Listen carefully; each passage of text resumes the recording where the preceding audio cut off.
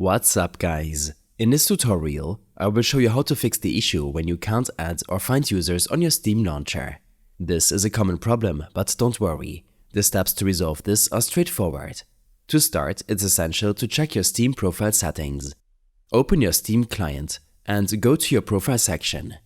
Here, click on Edit Profile to access all your account settings.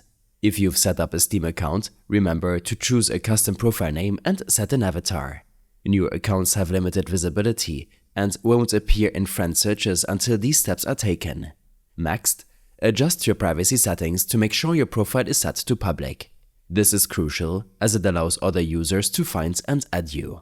If you prefer keeping your game activity or inventory private, you can set these specific elements to friends only or private without affecting your overall profile visibility.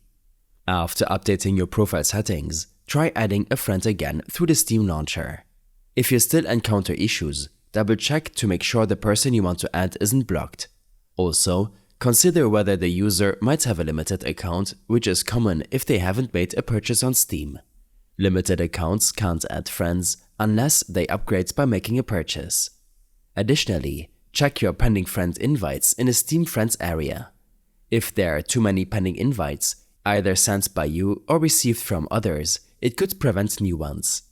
Clean these up by deleting invites that are no longer needed.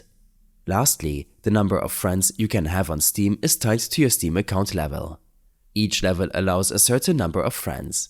You can view this limit in the Your Friends section, where it displays the number of current friends and the maximum allowed by your account level. If the problem persists after trying these solutions, try contacting the official Steam support regarding your issue. I hope this helped you out. Leave a comment if you have any questions and see you in the next one.